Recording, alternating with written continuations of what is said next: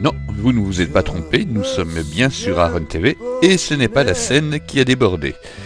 Nous sommes allés à la côte pour accompagner une excursion de la maison de quartier de Aaron et nous en avons profité pour demander à la directrice générale des maisons de quartier de la ville de Bruxelles de nous repréciser le rôle de ces institutions. En fait, les maisons de quartier de la ville de Bruxelles sont 8 maisons de quartier et un espace senior qui se situent sur le territoire de Bruxelles-Ville.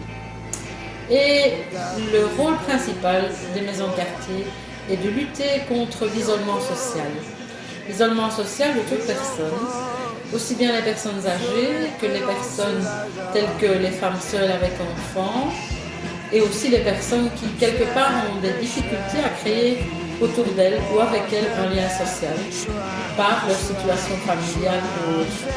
Alors, notre but principal aussi est donc de lutter contre l'isolement grâce à des initiatives telles que le plan canicule, qui est un moment de l'année où les personnes qui sont dans des appartements ou dans des maisons mais isolées, qui n'ont plus de famille, sont visitées par des étudiants ou des membres du personnel des maisons de quartier afin de voir si elles ne manquent de rien.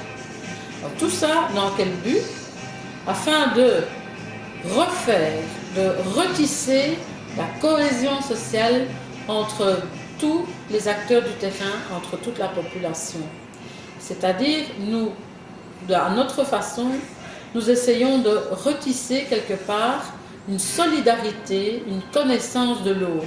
C'est pour ça que ça s'appelait avant les centres de contact. Voilà, contact, cela veut tout dire. Mais à cette époque-là, jusqu'en 2007, les centres de contact fonctionnaient avec un public de personnes âgées qui ont le temps, forcément, parce qu'elles étaient pensionnées, ils sont pensionnés, et venaient chez nous pour des activités plutôt ludiques.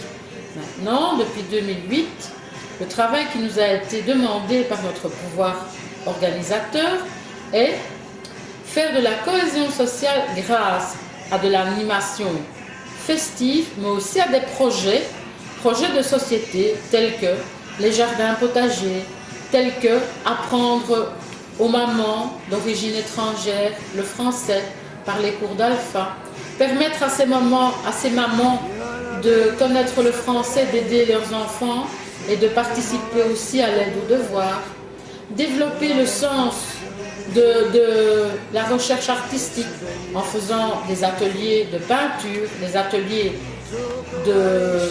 d'écriture, mais aussi pour les enfants, et ça c'est une grande nouveauté depuis 2008, c'est les enfants qui, eux, font partie de la société, mais malheureusement n'ont pas toujours la possibilité d'accéder à des loisirs coûteux, sont chez nous les grands bienvenus par nos activités et pendant les vacances scolaires et pendant les mercredis après-midi.